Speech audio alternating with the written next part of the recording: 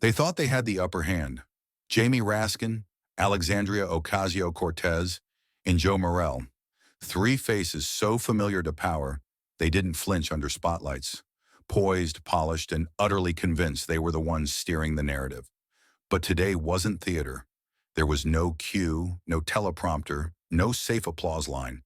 Because sitting across from them was a man who brought no party, no platitudes, just numbers. Cold, brutal, and immune to spin. Elon Musk opened the folder. The room exhaled its last illusion. This wasn't a hearing, it was a reckoning, broadcast live to millions of Americans. No edits, no filters. Just the raw moment when power realized it had finally been outcoded. It was supposed to be procedural. Room 214 in the Cannon House office building wasn't known for drama. It was where budget sheets met policy talk, where fiscal oversight hearings came and went like the hum of fluorescent lights. That day's session had been quietly labeled Federal Oversight Session on Fiscal Waste and Electoral Transparency 2025. In other words, a glorified spreadsheet presentation. No mainstream network picked it up. No camera crews swarmed the hall. Even C-SPAN, the last defender of dry government TV, didn't bother going live. But something was off. Security had doubled. Unmarked laptops lined the tech bench. Staffers whispered instead of speaking, and the press section filled early, with faces not usually seen at Yonner budget talks. Whispers mentioned the name Musk. Still, the official docket only listed the usual suspects, Representatives Jamie Raskin, Alexandria Ocasio-Cortez, and Joe Morelle. Three seasoned Democrats, each with their role in the theater of governance. Raskin, the procedural tactician, AOC, the lightning rod of progressive passion, and Morell, the steady, bureaucratic hand. Chairman Brian Steele entered the room precisely at 9 a.m. Gavel in hand, demeanor unreadable. He didn't waste time. "This hearing will now come to order," he said, voice flat but firm. No preamble, no grandstanding, just tension, silent and coiled like a spring under the table. Then the door opened, and the temperature shifted. Elon Musk walked in. No entourage, no fanfare. Just a dark suit and a manila folder under one arm. For a moment, you could feel the inhale of every chest in the room. A few eyebrows lifted. Raskin leaned back in his chair, arms crossed, already preparing a rebuttal that hadn't been requested. AOC stared down at her tablet, perhaps reviewing lines she thought she'd never have to deliver. Morell adjusted his notes, as if trying to rearrange the inevitable. Musk took his seat at the witness table. No oath was needed. He wasn't a scheduled witness. But Chairman Steele nodded once, like this had been planned all along. "I'm not here to testify," Musk said, sliding the folder across the table. "I'm here to submit an audit." And just like that, the hearing that wasn't meant to matter started mattering a whole lot. Inside that folder was a 15-page summary compiled by his private analytics team at Doge, and backed by over 18 terabytes of raw federal financial data. It wasn't a complaint, it was an autopsy. Over $150 billion in annual fiscal waste, payouts to non-existent Social Security numbers, unemployment benefits sent to phantom identities, disbursements to names with no birth dates. In one case, records showed federal aid allocated to recipients who hadn't even been born yet. "The system," Musk said flatly, "is paying the unborn with money borrowed from the overtaxed." Not a sound in the chamber, no coughs, no papers rustling. Just the quiet realization that the numbers didn't lie. Someone else had. But it wasn't just the fraud that sent the room spinning, it was the timeline. Just 3 days earlier, Congress had passed a new discretionary spending package, $154 billion in federal allocations. The Doge audit showed that nearly 70% of that spending overlapped with categories previously flagged as unverifiable, duplicated, or outright fraudulent. Musk didn't raise his voice. He didn't need to. "I didn't come here to be heard," he said. "I came to ask how long you're willing to let this system burn itself alive while pretending the fire's under control." And for a brief, flickering moment, the people paid to speak had nothing to say. Behind them, the air was changing. The illusion that this was another sleepy procedural meeting had evaporated. This wasn't fiscal oversight anymore. It was exposure. Not of a person or even a party, but of an architecture. A blueprint designed to look busy while bleeding billions. The very mechanisms built to protect accountability had become shields for the unaccountable. And yet the real storm hadn't hit, because just as the audit data settled in and the gravity of its implications began to sink teeth into the room's spine, another door opened. Not the main one this time, but a rear exit marked for restricted personnel.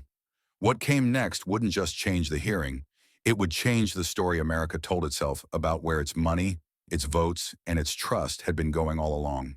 Elon Musk didn't posture. He didn't ask for attention. He commanded it by refusing to play the game everyone else had memorized.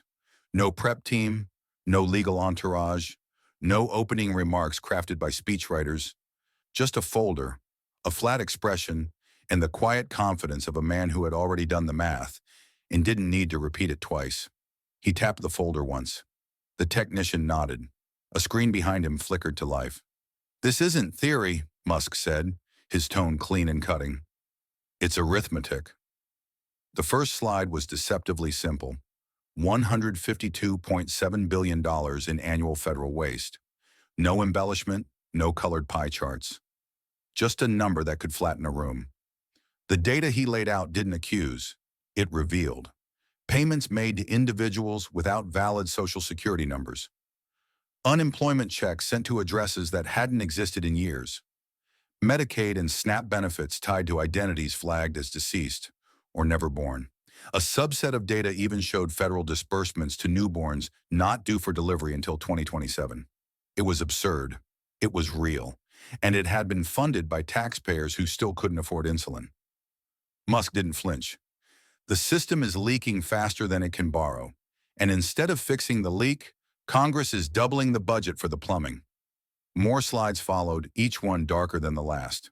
Records from 5 states showing duplicate ballot IDs. Federal assistance checks issued in triplicate to single addresses. Child tax credits wired to ghost families across county lines. A block in Nevada showed 63 recipients using the same P.O. box. At one point, a congressional aide dropped a pen. No one reached down to pick it up. Then came the dagger, $154 billion in new discretionary spending, passed just 3 days prior to the hearing. Musk didn't even need to say it. The audit mapped 72% of that budget to the exact same categories he had just proven were hemorrhaging public funds. There was no screaming, no slamming of fists. Musk simply turned toward the committee and asked one question. What does it say about oversight when fraud gets more funding than fixing it? The room wasn't silent because no one cared. It was silent because everyone suddenly realized they might have already signed off on it. Jamie Raskin shuffled papers like they were shields. AOC glanced at her team, her usual fire flickering into uncertainty. Joe Morrell stared straight ahead, as if hoping to blink into another dimension. No one asked to rebut. No one objected to the numbers, because the numbers didn't need defending, they were their own prosecution. Musk leaned back, hands folded. Then he pulled up a new slide. Raw code. Lines and lines of it, scrolling upward like a silent indictment. This, he said, is extracted source code from 3 of the most commonly used voting machine models in the country. You could feel the temperature drop 10 degrees. He zoomed in on a highlighted segment, bypassed FIPS encryption. Then another, external patch injection permissions. His voice never rose, but the implication did. In plain terms, this code allows modifications to be installed from outside the system, without authentication, without logs. AOC shot upright. Are you implying that the election results? I'm not implying, Musk cut in. I'm showing you the back door you all left open. He wasn't accusing them of rigging an election. He was accusing them of never checking whether someone else had. At this point, the illusion of neutrality had cracked. This wasn't a hearing. It was a data-driven cross-examination. And Elon Musk wasn't playing witness. He was acting like the lead auditor of a system everyone else hoped would stay too complicated for public scrutiny. Raskin tried to intervene. Mr. Musk, with all due respect, you're a private citizen. This is a government forum. And those are government numbers, Musk replied calmly. They just happen to be buried in systems no one thought a private citizen could access. Tulsi Gabbard, sitting quietly up to that point, looked over and nodded once. She knew exactly what he meant, because what was coming next wasn't just numbers. It was motive, and proof, and fingerprints. The kind of truth that doesn't just shatter narratives, it shatters careers. And Musk, still seated, still calm, clicked to the next slide. The title read, Phantom Voters Confirm Ballots by Invalid ID, 2020 to 2024. The war wasn't coming. It had already started, and Musk had brought receipts. The silence didn't last long, not with Tulsi Gabbard in the room. She hadn't said a word since the hearing began. Seated at the intelligence table, her posture was straight, her gaze fixed.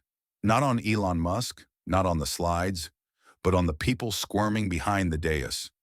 She wasn't there as a politician, not anymore. She was now the director of national intelligence, and in that moment, she looked more like a blade than a bureaucrat. When she moved, it wasn't loud. It was deliberate. One smooth motion, one quiet decision that felt louder than a gavel strike. She stood. Every eye snapped to her. In her hands, a thick, sealed binder. Federal markings, red bands, a cover stamped, internal use only. It wasn't some theatrics-laced reveal. It was colder than that, more surgical. Like she'd been waiting for the moment everyone ran out of lies, just so she could hand them the facts they'd buried. Chairman Brian Steele blinked once. Director Gabbard, you have the floor. She didn't look at him. She didn't need permission. She looked at the panel and spoke like someone pulling a pin from a grenade and placing it on the table. This document, she began, contains findings from interagency audits, redacted memos, and whistleblower reports that were never escalated, because someone decided it was safer to ignore them than to admit the system had already collapsed. The room didn't breathe. AOC stiffened. Raskin froze mid-page. Morell reached for a glass of water with a hand that was suddenly shaking. Tulsi laid the binder on the table. Some of you already know what's in here, she said. Some of you signed off on the very protocols that buried it. She turned to AOC, her voice calm but unflinching. You call this a betrayal, she said. You call me a defector. But I didn't defect. I stayed right here. The party moved. AOC's mouth opened, but no sound came. Because Tulsi wasn't grandstanding, she was prosecuting. Then she addressed the committee again, this time pulling out a flash drive, bright red, sealed with a biometric lock. This drive, she said, contains source materials, corroborating evidence, and federal communications that were marked non-classified, then conveniently shelved without review. She inserted it into the port. The screen behind her came alive. No dramatic intro, no patriotic music, just a plain header. Office of the Director of National Intelligence, Internal Audit Logs, 2020 to 2024. Slide after slide populated the screen. Emails, flagged transactions, internal warnings that went unheeded. Not speculation, not conspiracy, just paper trails no one thought would ever see daylight. One slide read, Do not escalate, Phantom Disbursement Alerts, GAO Review Blocked. Another showed a timeline of rejected interagency inquiries that had been stonewalled under budgetary discretion. Tulsi didn't raise her voice. She didn't need to. This isn't about proving the system failed, she said. It's about proving that it failed, and no one tried to stop it. Then she turned her attention to Jamie Raskin. You spent years defending classified FISA documents in the name of national security. But the moment the wrong people start unsealing the wrong evidence, you suddenly rediscover the gospel of oversight. Raskin opened his mouth, but nothing came out. He reached for his mic, then thought better of it. Gabbard tapped one slide forward. A DOJ memo appeared, flagged for internal corruption risk in 2022. It was stamped, reviewed, no action required. She let it linger on screen. Morell whispered something to his staff. No one responded. Tulsi stepped away from the podium, letting the truth hang in the air like smoke. It wasn't rage. It was precision, the kind that cuts deeper than anger because it leaves no room for denial. Then came the moment no one could spin. She pulled out a second binder, this one thicker, older, and heavier. It thudded on the table like a war drum. Chairman, she said, turning to Steele for the first time, this binder contains declassified intelligence related to the assassinations of Robert F. Kennedy Sr. and Dr. Martin Luther King Jr., released under Executive Directive 72 hours ago. A collective shudder ran through the room.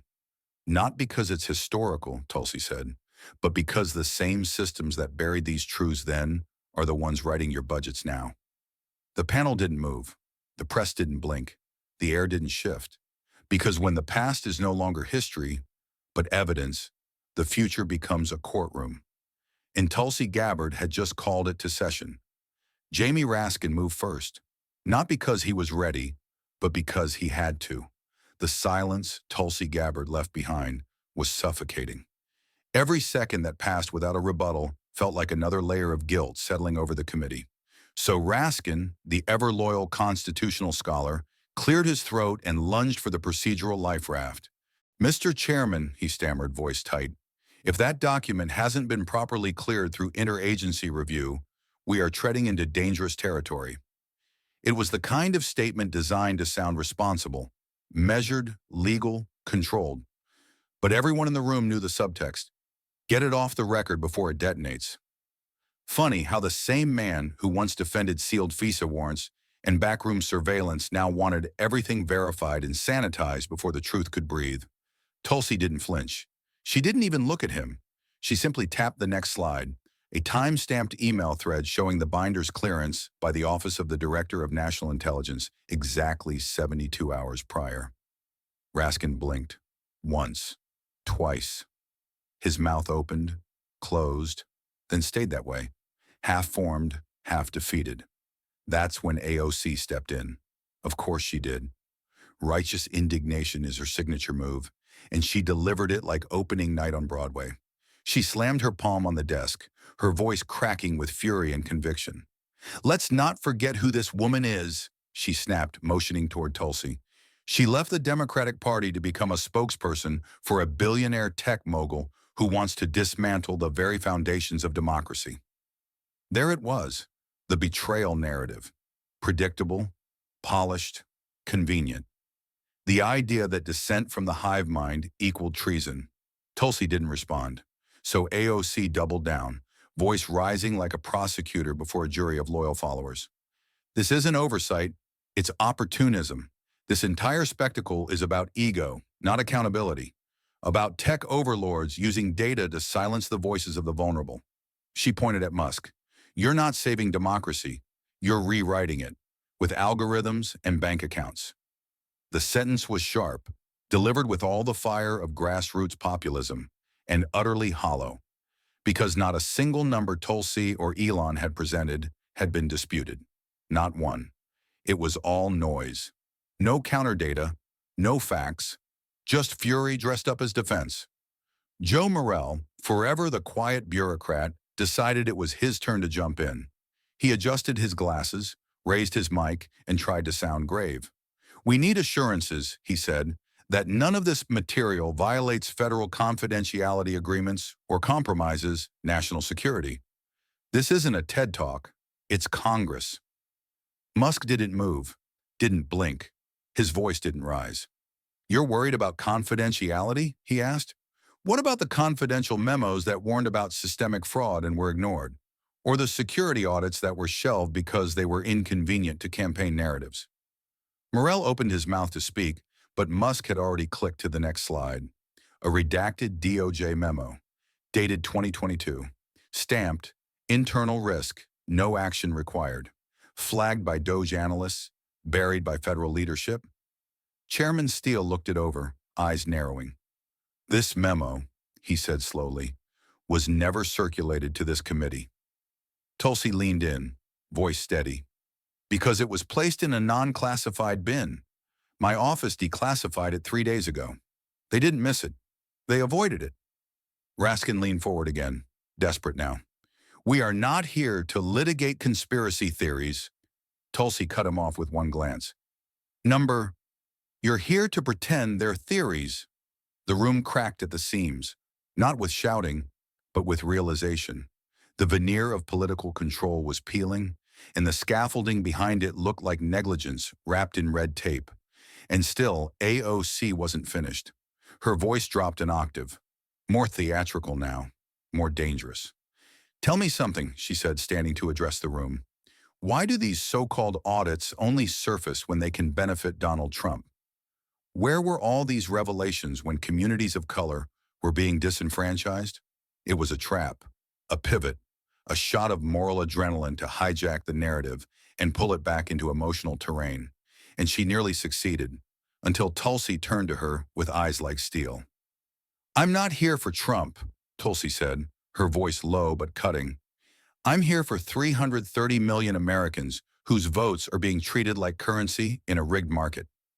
There was no applause, no thunderous response, only the kind of silence that means something's broken, and someone finally said it out loud. And just as AOC opened her mouth again, Chairman Steele raised his hand. Enough, he said, but softly.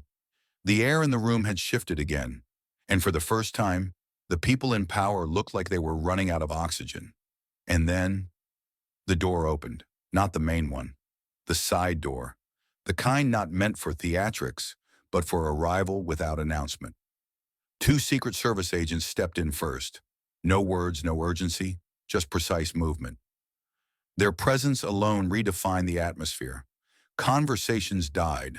Pens froze mid-note. Every camera in the room slowly tilted toward the back. And then he entered. Donald J. Trump. No entourage, no tie adjustment, no fist pumps or waving hands. Just the unmistakable silhouette of the most polarizing figure in modern American history walking into a hearing room already cracking under the weight of its own exposed truths. He didn't speak. He didn't need to. His arrival alone shifted the gravitational pull of the room. The political temperature changed on contact. For one brief moment, even Tulsi Gabbard turned her head. Trump walked slowly toward the front table, the thick silence wrapping around each step like concrete. He didn't sit. He didn't glance around the room. Instead, he reached into the inner pocket of his navy suit and pulled out a document, embossed, sealed, and printed on heavyweight cardstock. He laid it on the polished oak table in front of Chairman Steele with deliberate precision. The SAVE Act. Signed. Authorized. Final. Cameras zoomed in, lenses tightening as if they were afraid to miss what came next. No speech, no theatrics, just one pointed finger. He tapped the final line on the signature page. 5 words. Proof of citizenship required to vote. No more, no less.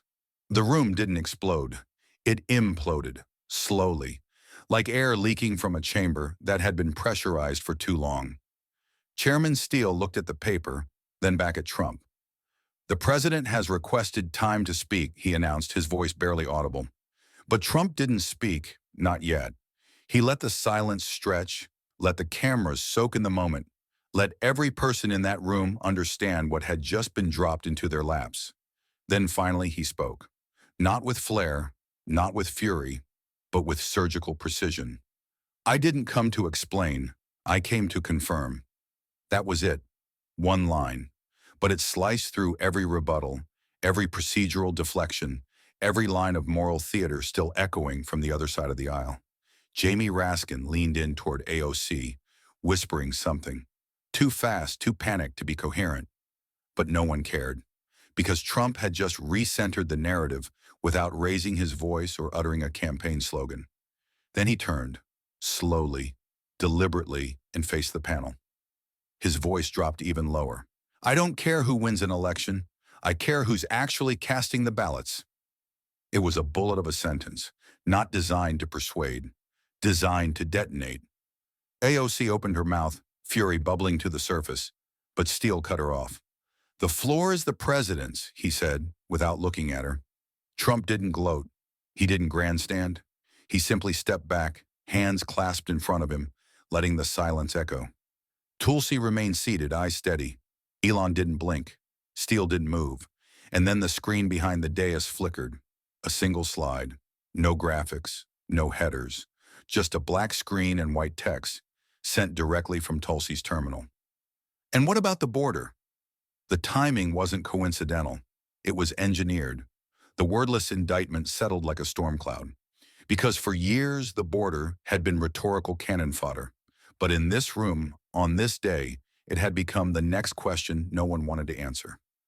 Trump stood still, like a statue carved out of history's unfinished sentence. And in that moment, no one interrupted, not because they agreed, but because they didn't know how to disagree with numbers. Not anymore. Because truth, when stripped of pretense, doesn't shout, it just waits. And when it shows up wearing a suit, laying a law on the table like it's a verdict, it doesn't need permission to be real.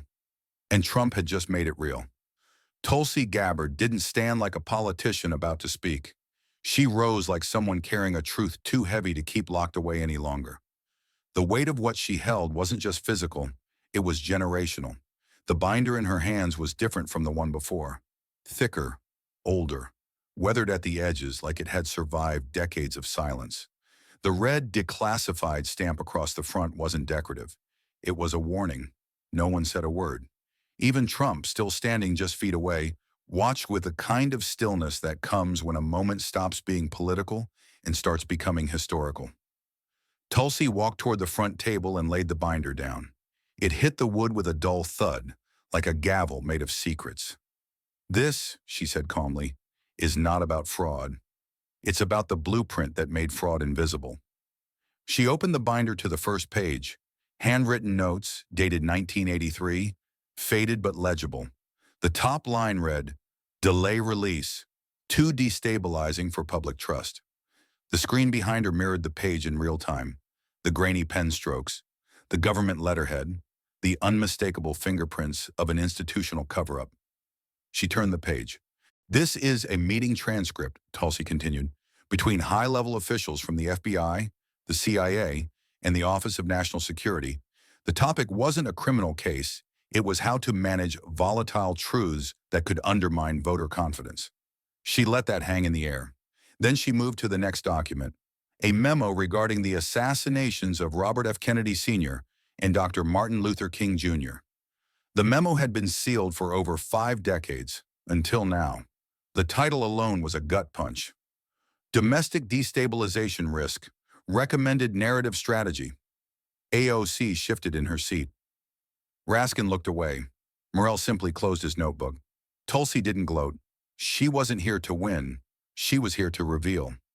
"This document," she said, tapping the screen, "recommends withholding material evidence from both investigations under the justification that conspiratorial overlap could erode institutional authority." In other words, they buried it on purpose. She flipped again. Another document, another line of text that would punch through the illusion like a bullet. "Postpone full disclosure. Reference foreign interference if pressure escalates." The audience watching online had jumped from 3 million to 12.8 million in under 6 minutes. Tulsi looked directly at the panel. "You think this hearing is about budgets?" she asked, voice sharp.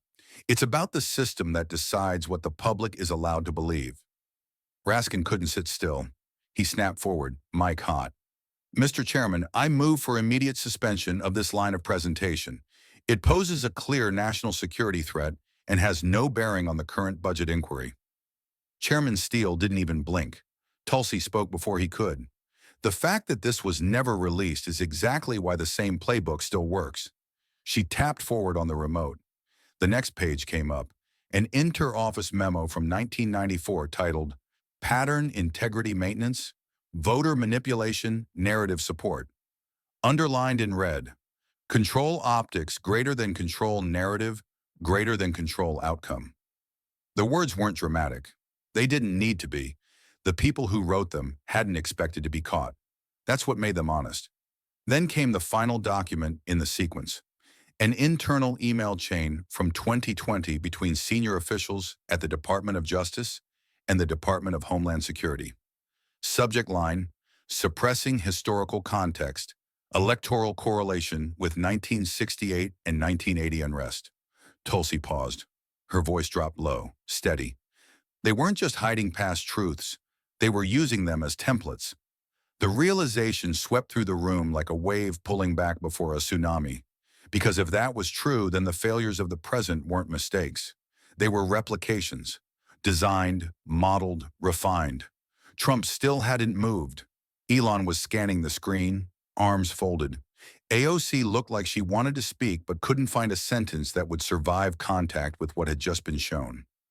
Tulsi closed the binder gently. "This isn't history," she said. "It's a user manual." And with that, she returned to her seat, not as a witness, not even as a director, but as someone who had just shown America the operating system behind the illusion and left it running live for all to see. Chairman Brian Steele didn't raise his voice when he spoke. He didn't have to. The room was already suspended in the kind of silence that happens after a controlled demolition. Stunned stillness in the wake of something once solid, now cracked wide open. He glanced down at the final folder on his desk, a thin packet compared to the thick binders and flash drives that had swallowed the morning. But what it lacked in size, it more than made up for in consequence. "This committee," Steele began, voice level, "is initiating an emergency federal audit, effective immediately." The words were simple, but they landed like a second gavel strike, this time not to start discussion, but to signal the end of pretending. Gas rippled across the chamber. Reporters in the press gallery fumbled to unlock their phones. Staffers blinked as if they hadn't processed what they just heard. Steele continued. "The audit will be executed jointly by three entities: Doge Analytics, the Office of the Director of National Intelligence, and the Office of the Inspector General." He looked up. No one interrupted. Not even the ones who usually live for interjections. "Director Gabbard will serve as Intelligence Oversight Advisor," he added. "Mr. Musk will be designated Chief Technical Officer for Financial and Electoral Data Integrity." You could feel it, the energy shift. Like the ground had tilted an inch, small enough to be ignored, too big to stop once it began. Jamie Raskin sat frozen, his pen gripped mid-sentence like he couldn't decide whether to write a rebuttal or a resignation. AOC leaned forward, trying to lock eyes with Steele, but he wouldn't give her the oxygen. Tulsi said nothing. Her job was done. She had released the fire and now sat still, like someone who knew the flame couldn't be boxed again. And Elon? He leaned in only slightly, opened his laptop, and clicked one file. The main screen behind the panel blinked to life. No graphics, no spin. Federal Audit Phase 1, Targeted Review, Fiscal Year 2020 through Fiscal Year 2025. Estimated Oversight Scope, $7.1 trillion in appropriations. It wasn't a press conference. It was a countdown. Slide 2 appeared. Phase the Y priority flags. Unverified beneficiary data, 12.3 million entries. Duplicate disbursement pathways, 4.7 million. Phantom voter ID correlations, 3.1 million cases across 9 states. The numbers weren't cherry-picked. They were fire alarms, and someone had finally pulled them. Then the screen changed again. Not another slide. A live feed. Rows of analysts. Screens lit with code. Doge's audit center was already operational, off-site, off-grid, and completely autonomous. Teams of specialists were combing through data sets live, in real time. Chairman Steele looked across the room. "This is not a performance," and he said, "This is preservation." Then, almost as an afterthought, he reached into his jacket and pulled out a sealed envelope. He laid it beside the audit binder, almost casually. "For the record," he said, "this committee has authorized a chain of custody protocol with 24-hour surveillance and digital forensic archiving of all findings. Any member of Congress found interfering with the audit process will be referred to the Department of Justice under obstruction statutes." The silence grew colder, because everyone knew those statutes carried prison time. AOC tried one last move. She stood up, desperate now. "You don't get to rewrite democracy with a keyboard," she snapped. "This is a hijacking, not a hearing." Elon didn't even look at her. He was watching the code scroll across the screen. Tulsi finally responded. Calm, surgical. "No one's rewriting democracy," she said. "We're just removing the actors who kept erasing the parts they didn't like." And that was the moment it happened. The moment the hearing stopped being theater and became an inflection point. The camera feed cut from the room back to the main slide. Phase Y audit commenced, 12:47 p.m. EST. Across America, phones buzzed. Live streams hit record numbers. Cable anchors scrambled to pivot. Social media was already rewriting hashtags. And in the back rows of the chamber, One staffer whispered to another with a look of disbelief on her face. They're actually doing it. They weren't just talking about accountability anymore. They were building it in real time, line by line, dollar by dollar, vote by vote. The fallout didn't explode, it unraveled. First came the silence, a rare kind, the type that follows not a scandal, but a reckoning. As the audit officially commenced, the people who had once spoken the loudest began quietly disappearing into side hallways, muted phones, and hastily arranged closed-door briefings. Joe Morrell didn't leave. He was escorted. An official statement from the House Financial Ethics Committee hit the press wire within the hour. Congressman Morrell will not continue his role on the House Financial Subcommittee pending internal review. No press conference, no public defense, just one clean administrative stroke, the kind reserved for people who had been found not just wrong, but expendable. AOC vanished next, not in handcuffs, not in disgrace, but in silence. She didn't speak to the press. She didn't post a statement. She didn't even finish her coffee.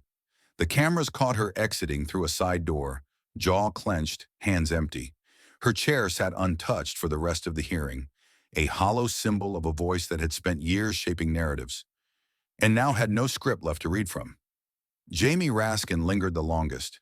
He sat at the far end of the dais, eyes fixed on the table, lips pursed into something between thought and regret.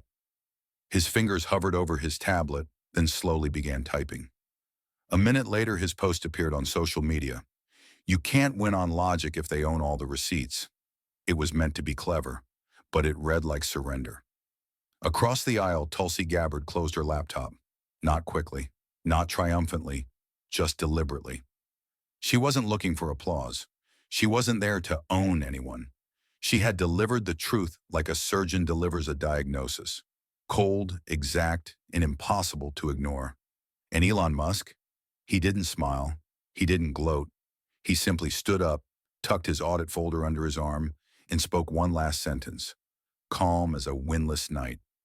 When a system has to lie to survive, it already lost. No one challenged him. No one could. Chairman Steele nodded solemnly, then added his own final words. Not as a politician, but as a man who had just watched the illusion die in real time. We didn't come here to start a revolution, but when a system collapses under the weight of its own lies, telling the truth becomes a revolutionary act. And that was it. No fireworks, no anthem. Just the sound of paper being packed, binders closing, laptops shutting down. Outside, the world looked the same. Same Capitol steps, same fluttering flags, same tourists snapping selfies near plaques no one reads. But inside, something had shifted. Because for the first time in decades, Washington wasn't controlling the narrative. The narrative was auditing them.